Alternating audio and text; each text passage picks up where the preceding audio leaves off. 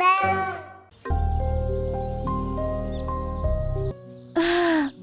ಅಯ್ಯೋ ದೇವ್ರೆ, ಹೆಂಗೋ ಸರಿಯಾಗಿ ಮನೆಗ್ ಬಂದ್ಬಿಟ್ಟೆ. ಅಮ್ಮ, ಯಾಕಮ್ಮ ನಿನ್ಗೋಸ್ಕರ ಆಹಾರ ತಂದಿಲ್ಲ? ನಿಜವಾಗ್ಲೂ ಅಮ್ಮ, ತಾಯಿ ಮನಸ್ಸಂತೂ ಯಾರಿಗೂ ಬರೋದಿಲ್ಲ ನೋಡು. ನಾವ್ ಅಶ್ವಿನಿಂದ ಇರಬಾರ್ದು ಅಂತ ಅಮ್ಮ ನಮಗ್ ಮಾತ್ರ ಆಹಾರ ತಗೊಂಡ್ ಬಂದಿದ್ದಾರೆ. ಅದು ನಾನು ಆ 10 ಬೀಜಗಳನ್ನು ನಮ್ಮೆಲ್ಲರಿಗೋಸ್ಕರ ತಂದೆ, ಆದ್ರೆ ನೀವಿಬ್ರೇ ಅದನ್ನು ತಿನ್ಬಿಟ್ರ? ಅರೆ ಅಮ್ಮ, ನೀನ್ ಮುಂಚೆನೆ ಹೇಳಿರ್ಬಾರ್ದ, ನಾವ್ ಯಾಕಂಗ್ ಮಾಡ್ತಿದ್ವಿ? ದಯೆಯುಳ್ಳ ಮೇನ ಮತ್ತು ಮೋಸಗಾರರಾದ ಅನಾಥ ಮಕ್ಕಳು. ಒಂದು ಕಾಡಲ್ಲಿ ಟೀನು ಪಕ್ಷಿ ಅದರ 2 ಮಕ್ಕಳಾದ ಸೋನು ಮತ್ತೆ ಮೋನು ಜೊತೆಗೆ ಜೀವಿಸ್ತಿತ್ತು. ಟೀನು ಪಕ್ಷಿ ತುಂಬಾನೇ ದಯೆಯುಳ್ಳ ಮತ್ತು ಶ್ರಮಜೀವಿ ಆಗಿತ್ತು. ಆದ್ರೆ ಅವಳ ಮಕ್ಕಳು ಅವರು ಕೆಲ್ಸದ ಕಳ್ಳರು ಮತ್ತು ಯಾವಾಗ್ಲೂ ಸುಳ್ಳು ಹೇಳ್ತಿರ್ತಾರೆ. ಅರೆ ಸೋನು, ಈ ಅಮ್ಮ ಎಲ್ಲಿ ಹೋದ್ಲು? ಅರೆ ಹೌದು, ನಾನು ಯೋಚನೆ ಮಾಡ್ತಿದ್ದೀನಿ. ನನ್ನ ಹೊಟ್ಟೆಯಲ್ಲಿ ಬೇರೆ ಎಲೆಗಳು ಓಡಾಡ್ತಾ ಇದೆ. ಅರೆ, ನಾವು ಪಕ್ಷಿಗಳು, ನಮ್ಮ ಹೊಟ್ಟೆಯಲ್ಲಿ ಇಲಿಗಳಲ್ಲ, ಚಿಟ್ಟೆಗಳು ಕೂಡ ಓಡಾಡಕ್ಕಾಗೋದಿಲ್ಲ. ಆಗ ಟೀನು ಪಕ್ಷಿ ಹಾರ್ಕೊಂಡ್ ಬರೋದನ್ನ ಅವರು ನೋಡ್ತಾರೆ. ಅದರ ಕಾಲಲ್ಲಿ ತುಂಬಾ ಬೀಜಗಳನ್ನ ಇಟ್ಕೊಂಡಿರತ್ತೆ. ಅಮ್ಮ ಬಂದ್ಬಿಟ್ಲು. ಟೀನು ಅದರ ಗೂಡೊಳಗಡೆ ಹೋಗಿ ಅಲ್ಲೇ ಬೀಜಗಳನ್ನ ಹಾಕತ್ತೆ. ಆಮೇಲೆ ಅದು ಸ್ವಲ್ಪ ಆರಾಮ ಆಗತ್ತೆ. ಅಯ್ಯೋ ದೇವ್ರೆ, ಹೆಂಗೋ ಸರಿಯಾಗಿ ಮನೆಗ್ ಬಂದ್ಬಿಟ್ಟೆ. ಸರಿ ಬಾ, ತುಂಬಾ ಹಶ್ವಾಗ್ತಾ ಇದೆ, ಬೇಗ ತಿನ್ನೋಣ ಹಂಗಂತೇಳಿ ತಿನ್ನಕ್ಕೆ ಶುರು ಮಾಡ್ಬಿಡ್ತಾರೆ. ಇನ್ನು ಟೀನುಗೆ ಸರಿಯಾಗಿ ಶ್ವಾಸನ ತಗೊಳಕ್ಕಾಗ್ತಾ ಇರ್ಲಿಲ್ಲ. ಅಮ್ಮ, ಯಾಕಮ್ಮ ನಿನ್ಗೋಸ್ಕರ ಆಹಾರ ತಂದಿಲ್ಲ? ನಿಜವಾಗ್ಲೂ ಅಮ್ಮ, ತಾಯಿ ಮನಸ್ಸಂತೂ ಯಾರಿಗೂ ಬರೋದಿಲ್ಲ ನೋಡು. ನಾವ್ ಅಶ್ವಿನಿಂದ ಇರಬಾರ್ದು ಅಂತ ಅಮ್ಮ ನಮಗ್ ಮಾತ್ರ ಆಹಾರ ತಗೊಂಡ್ ಬಂದಿದ್ದಾರೆ. ಅದು ನಾನು ಆ 10 ಬೀಜಗಳನ್ನು ನಮ್ಮೆಲ್ಲರಿಗೋಸ್ಕರ ತಂದೆ, ಆದ್ರೆ ನೀವಿಬ್ರೇ ಅದನ್ನು ತಿನ್ಬಿಟ್ರ? ಅರೆ ಅಮ್ಮ, ನೀನ್ ಮುಂಚೆನೆ ಹೇಳಿರ್ಬಾರ್ದ, ನಾವ್ ಯಾಕಂಗ್ ಮಾಡ್ತಿದ್ವಿ? ನಿಮ್ಗೆ ಸ್ವಲ್ಪನೂ ಮನುಷ್ಯತ್ವನೇ ಇಲ್ಲ. ಅರೆ ಅಮ್ಮ, ನಾವು ಪಕ್ಷಿಗಳು, ನಮ್ ಮನಸ್ಸಲ್ಲಿ ಮನುಷ್ಯತ್ವ ಹೆಂಗ್ ಬರತ್ತೆ ಹೇಳು?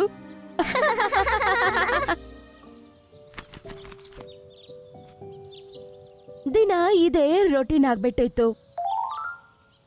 ಎಲ್ಲಾದ್ರೂ ಸುತ್ತಾಡ್ಬೇಕಂದ್ರೆ ಇವರು ಚೆನ್ನಾಗಿ ಓಡೋಗ್ಬಿಡ್ತಿದ್ರು. ಆದ್ರೆ ಕಷ್ಟಪಟ್ಟು ಆಹಾರ ತರ್ಬೇಕಂದ್ರೆ ಮಾತ್ರ ಅವ್ರ ಕೈಯಲ್ಲಿ ಆಗ್ತಿರ್ಲಿಲ್ಲ. ಒಂದಿನ ಟೀನು ಪಕ್ಷಿ ರಾತ್ರಿ ಆದ್ರೂ ಮನೆಗೆ ಬಂದೇ ಇಲ್ಲ. ಸೋನು, ಇವತ್ತು ಕೂಡ ಅಮ್ಮ ಸುಸ್ತಾಗ್ತಿದೆ ಅದು ಇದು ಅಂತ ಅಂತಿರ್ತಾರೆ, ಇನ್ನು ಮನೆಗ್ ಬಂದಿಲ್ಲ ನೋಡು. ಹೌದು, ನನ್ನ ಹೊಟ್ಟೆಯಲ್ಲಿ ಈ ಇಲಿ. ಸಾಕು ಸಾಕು, ಹೇಳ್ದೆ ಅಲ್ವಾ, ಇಲಿಗಳು ಅನ್ನೋದು ನಮ್ಮ ಹೊಟ್ಟೆಯಲ್ಲಿ ಓಡಕ್ಕಾಗೋದಿಲ್ಲ. ಹಿಂಗೆ ಅವರು ಕಾಯ್ತಾ ಕಾಯ್ತಾ ರಾತ್ರಿನೇ ಆಗ್ಬಿಡತ್ತೆ. ಮತ್ತೆ ಅವರು ಗೂಡಲ್ಲಿ ಕುತ್ಕೊಂಡೇ ನಿದ್ದೆ ಮಾಡ್ಬಿಡ್ತಾರೆ. ಆಮೇಲೆ ಅವರು ಬೆಳಗ್ಗೆ ಎದ್ದು ನೋಡ್ತಾರೆ. ಸೋನು, ಬೇಗ ಎದ್ದೋಳು, ನೋಡು ಇನ್ನು ಅಮ್ಮ ಬಂದೇ ಇಲ್ಲ. ಸರಿ ಬಾ, ಅಮ್ಮನ ಹೋಗಿ ಹುಡ್ಕೋಣ. ಆಹಾರ ಹುಡ್ಕಕ್ಕಂತೂ ನಮ್ಗೆ ಬರೋದಿಲ್ಲ. ಮತ್ತೆ ಅವ್ರ ಅಮ್ಮನ ಹುಡ್ಕಕ್ಕೆ ಅವರು ಹೊರಡ್ತಾರೆ. ತುಂಬಾ ಹೊತ್ತು ಅವರು ಹುಡುಕ್ತಾರೆ, ಆದ್ರೆ ಅವ್ರಿಗೆ ಟೀನೂ ಸಿಗೋದಿಲ್ಲ, ಮತ್ತೆ ಅವ್ರಿಗೆ ಆಹಾರ ಕೂಡ ಸಿಕ್ಕಲ್ಲ. ಅಮ್ಮ ದಿನ ಪೂರ್ತಿ ಹೆಂಗ ಆಹಾರ ಹುಡುಕೊಂಡ್ ತರ್ತಿದ್ಲು, ದಿನ ಪೂರ್ತಿ ಹುಡುಕಿದ್ರು ನಮ್ಗೆ ಆಹಾರ ಸಿಕ್ಕಿಲ್ಲ. ಏ ಈಶ್ವರ, ನಮಗೆ ಯಾವಾಗ್ಲೂ ನೀನು ಸಹಾಯ ಮಾಡ್ಬೇಕು. ಇವ್ರಿಬ್ಬರಿಗೂ ಒಂದು ಶಬ್ದ ಕೇಳ್ಸತ್ತೆ. ಅವಾಗ ನೋಡ್ತಾರೆ, ಒಂದು ಮೇನ ಮತ್ತೆ ಒಂದು ಗಿಳಿ ಇಬ್ಬರು ಅವರ ಮನೆಯ ಕೆಳಗಡೆ ನಿಂತ್ಕೊಂಡಿರ್ತಾರೆ. ಅವರು ಕಣ್ಗಳನ್ನು ಮುಚ್ಕೊಂಡು ಅವರು ಪ್ರಾರ್ಥನೆ ಮಾಡ್ತಾ ಇರ್ತಾರೆ. ಏ ಈಶ್ವರ, ಯಾವಾಗ್ಲೂ ನಮ್ಮ ಮನೆ ಆಹಾರದಿಂದ ತುಂಬಿರ್ಬೇಕು. ಯಾಕಂದ್ರೆ ನಮ್ ಮನೆಗೆ ಆಹಾರ ಬೇಕಂತ ಯಾರಾದ್ರೂ ಸಹಾಯ ಕೋರಿ ಬಂದ್ರೆ ಖಂಡಿತ ನಾವ್ ಅವ್ರಿಗೆ ಸಹಾಯ ಮಾಡ್ಲೇಬೇಕು. ಕೇಳಿದ್ಯಾ, ಇವ್ರು ಎಲ್ಲರಿಗೂ ಸಹಾಯ ಮಾಡ್ಬೇಕು ಅಂತ ಅನ್ಕೋತಿದ್ದಾರೆ. ಹಾ, ನಾವೇನಾದ್ರೂ ಇವ್ರ ಮನೆಗೆ ಹೋದ್ರೆ ಒಂದ್ ವೇಳೆ ಅವರು ಒಂದ್ಸಲ ಊಟ ಕೊಟ್ಟು ನಮ್ಗೆ ಸಹಾಯ ಮಾಡ್ಬೋದು. ಆದ್ರೆ ಅವ್ರು ಕೂಡ ಅಮ್ಮನ್ ತರಾನೇ ಕಷ್ಟಪಟ್ಟು ಆಹಾರ ಹುಡುಕಿ ತಂದು ತಿನ್ಬೇಕು ಅಂತ ಹೇಳ್ತಾರೆ. ಅದನ್ ಕೇಳಿಸ್ಕೊಂಡು ಸೋನು ಮೋನು ಯೋಚನೆ ಮಾಡಿ ಇಬ್ರು ಒಟ್ಟಿಗೆ ಹೀಗಂತ ಹೇಳ್ತಾರೆ. ಐಡಿಯಾ! ಅವರಿಬ್ರು ಒಂದು ರೆಕ್ಕೆಯನ್ನು ಹಿಂಗ ಮೇಲೆ ಎತ್ಕೊಂಡು ಮತ್ತೆ ಮೇನಾ ಮತ್ತೆ ಗಿಳಿ ಹತ್ರ ಹೋಗ್ತಾರೆ. ನಮಗೆ ಸಹಾಯ ಮಾಡಿ, ಆ ದೇವರ ದಯೆಯಿಂದ ನಮ್ಗೆ ಏನಾದ್ರೂ ಕೊಡಿ. ಅರೆ ಅರೆ, ನೀವಿಬ್ರು ಯಾರ ಮಕ್ಕಳೇ? ಎಲ್ಲಿಂದ ಬಂದಿದ್ದೀರಾ? ಅನಾಥ ಅಂಗವಿಕಲ ಪಕ್ಷಿಗಳು ನಾವು. ನಮಗೆ ಆಹಾರ ತರೋದು ನಮ್ಮ ಅಮ್ಮ ಮಾತ್ರ. ಆದ್ರೆ ಈಗ ನಮ್ಮ ಅಮ್ಮ ಕೂಡ ಬಿಟ್ಟು ಹೋಗ್ಬಿಟ್ರು. ನಾವು ನಿಸ್ಸಹಾಯ ಪರಿಸ್ಥಿತಿಯಲ್ಲಿದ್ದೀವಿ. ಅವರ ಕಥೆಯನ್ನು ಕೇಳಿ ಪಾಪ ಅವರಿಬ್ಬರಿಗೂ ಮನಸ್ಸು ತುಂಬಾನೇ ಬೇಜಾರಾಗ್ಬಿಡತ್ತೆ. ಹಂಗ್ ಮಾತಾಡ್ಬೇಡಿ ಮಕ್ಕಳೇ, ಇವತ್ತಿಂದ ನಿಮ್ಮಿಬ್ಬರಿಗೆ ಮನೆ ಇದೆ. ಇನ್ಮೇಲೆ ನೀವ್ ಯಾವಾಗ್ಲೂ ನಮ್ ಜೊತೆನೇ ಇರಬಹುದು. ಅದನ್ನ ಕೇಳಿಸ್ಕೊಂಡು ಸೋನು ಮೋನುಗೆ ತುಂಬಾನೇ ಸಂತೋಷ ಆಗ್ಬಿಡತ್ತೆ. ಬನ್ನಿ ಮಕ್ಕಳೇ, ಮನೆ ಒಳಗಡೆ ಬನ್ನಿ, ಹೊಟ್ಟೆ ತುಂಬಾ ಊಟ ಮಾಡಿ. Okay aunty. ಅವರಿಬ್ರು ಮೇನ ಮತ್ತೆ ಗಿಳಿ ಜೊತೆಗೆ ಅವರ ಮನೆ ಒಳಗಡೆ ಹೋಗ್ತಾರೆ. ಅರೆ ವಾ, ಇವತ್ ನಿಜವಾಗ್ಲೂ ಚೆನ್ನಾಗಿತ್ತು. ಮಕ್ಕಳೇ, ಇವತ್ತಿಂದ ನೀವು ಇನ್ಮೇಲೆ ಯಾವಾಗ್ಲೂ ಟೈಮ್ಗೆ ಆಹಾರ ತಿಂತೀರಾ, ಓಕೆ? ಸರಿ ಆಂಟಿ ಅವ್ರೆ, ಅಂಕಲ್ ಅವ್ರೆ, ನೀವು ತುಂಬಾ ಒಳ್ಳೆಯವರು. ಆಮೇಲೆ ಅವರಿಬ್ರು ಆಹಾರ ತರೋದಕ್ಕೋಸ್ಕರ ಹೋಗ್ತಾರೆ. ಅಷ್ಟರಲ್ಲಿ ಇವರಿಬ್ರು ಅಲ್ಲಿ ಇಲ್ಲಿ ಸುತ್ತಾಡ್ಕೊಂಡ್ ಬಂದ್ಬಿಡ್ತಿದ್ರು. ತುಂಬಾ ದಿನ ಹಿಂಗೆ ಕಳೆದು ಹೋಯ್ತು. ಒಂದಿನ ಸಾಯಂಕಾಲ ಮೇನಾ ಮತ್ತೆ ಗಿಳಿ ಆಹಾರ ಹುಡುಕ್ತಾ ಇರ್ತಾರೆ. ಆಗ ಒಂದು ಚಿಕ್ಕ ಗುಹೆಯಿಂದ ಅವ್ರಿಗೊಂದು ಶಬ್ದ ಕೇಳಿಸತ್ತೆ. ಯಾರಾದ್ರೂ ಇದೀರಾ? ಯಾರಿಗಾದ್ರೂ ಕೇಳಿಸ್ತಿದ್ಯಾ? ದಯವಿಟ್ಟು ನನ್ನ ಕಾಪಾಡಿ. ಅರೆ, ಈ ಶಬ್ದ ಈ ಗುಹೆಯಿಂದ ಬರ್ತಾ ಇದೆ. ಅವ್ರು ನೋಡ್ತಾರೆ, ಗುಹೆಯ ಬಾಗಿಲಲ್ಲಿ ಒಂದು ದೊಡ್ಡ ಕಲ್ಲೋಗಿ ಸಿಕ್ಕಾಕೊಂಡಿರತ್ತೆ. ಹಾ, ನಾವ್ ಆಚೆ ಇದೀವಿ. ನೀವು ಯಾರು? ನಾನು ಟೀನು ಪಕ್ಷಿ. ನಾನು ಆಹಾರ ಹುಡ್ಕಕ್ಕಂತ ಗುಹೆ ಒಳಗಡೆ ಬಂದೆ. ಆಗ ಅಕಸ್ಮಾತ್ ಆಗಿ ಈ ಕಲ್ಲು ಈ ಒಂದು ಬಾಗಿಲಲ್ಲಿ ಬಂದು ಸಿಕ್ಕಾಕೊಂಡ್ಬಿಡ್ತು. ಸರಿ ಇರು, ಈಗ್ಲೇ ನಾವೇನಾದ್ರೂ ಮಾಡ್ತೀವಿ. ಅವರಿಬ್ಬರು ಕಾಡಿಗೆ ಹೋಗ್ತಾರೆ. ಆಮೇಲೆ ಆನೆ ಹತ್ರ ಅಂತಾರೆ, ಆನೆ ಅಣ್ಣ, ನನಗೆ ನಿಮ್ಮ ಸಹಾಯ ತುಂಬಾ ಅವಶ್ಯಕತೆ ಇದೆ. ಅರೆ ಹೇಳು, ಏನಾಯ್ತು ಗಿಳಿ ಮತ್ತೆ ಮೈನಾ? ಒಂದು ಪಕ್ಷಿ ಗುಹೆ ಒಳಗಡೆ ಸಿಕ್ಕಾಕೊಂಡಿದೆ, ಅದನ್ನ ನೀನೇ ಕಾಪಾಡಬಲ್ಲೆ. ಹಾಗಿದ್ರೆ ನಡೀರಿ ಬೇಗ, ಹೇಳಿ ಆ ಗುಹೆ ಎಲ್ಲಿದೆ ಅಂತ. ರಾಮು ಆನೆ ಅವರಿಬ್ಬರ ಜೊತೆಗೆ ಗುಹೆ ಹತ್ರ ಬರ್ತಾನೆ. ಆಮೇಲೆ ಅವನ ಸೊಂಡಿಲಿನ ಸಹಾಯದಿಂದ ಆ ಕಲ್ಲನ್ನು ಅವನು ತೆಗಿತಾನೆ. ಅದರ ನಂತರ ಟೀನು ಆಚೆ ಬರ್ತಾಳೆ. ನಿಮಗೆ ತುಂಬಾ ತುಂಬಾ ಧನ್ಯವಾದ. ಏನ್ ಪರವಾಗಿಲ್ಲ ತಂಗಿ, ನೀನ್ ಚೆನ್ನಾಗಿದ್ಯಾ ಅಲ್ವಾ? ನಾನ್ ಚೆನ್ನಾಗಿದ್ದೀನಿ, ಆದ್ರೆ ನನ್ ಮಕ್ಕಳು ಹಸುವಿನಿಂದ ನಡ್ಲಾಡ್ತಿರ್ತಾರೆ. ನಾನು ಈಗ್ಲೇ ಅವ್ರ ಹತ್ರ ಹೋಗ್ತೀನಿ.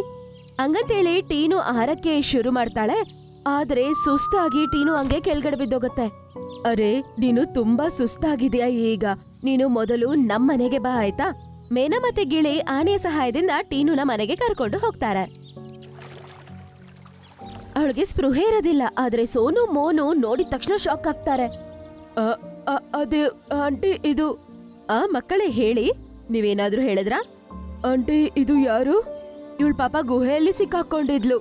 ನಾವೇ ಅವಳನ್ನ ಕಾಪಾಡಿದ್ದು. ಕಾಪಾಡಿದ ತಕ್ಷಣ ಅವಳು ಅಂದ್ಲು, ನನ್ನ ಮಕ್ಕಳು ಹಸುವಿನಿಂದ ನರ್ಲಾಡ್ತಿರ್ತಾರೆ, ನಾನ್ ಹೋಗ್ತೀನಿ ಅಂತ ಅಂದ್ಲು. ಆದ್ರೆ ಅವಳು ಹೋಗಕ್ ಮುಂಚೆ ಸ್ಪೃಹೆ ತಪ್ಪಿ ಬಿದ್ಬಿಟ್ಲು. ಅದಕ್ಕೆ ಇಲ್ಲಿಗೆ ಕರ್ಕೊಂಡ್ ಬಂದ್ವಿ. ಅದನ್ ಕೇಳಿಸ್ಕೊಂಡು ಸೋನು ಮೋನುಗೆ ಅಳು ಬಂದ್ಬಿಡತ್ತೆ. ಕೆಳಗಡೆ ಇರುವ ಆನೆ ತೆಂಗಿನ ಸಿಪ್ಪೆಯ ಮೂಲಕ ಅದಕ್ಕೆ ನೀರನ್ನು ಕುಡ್ಸತ್ತೆ.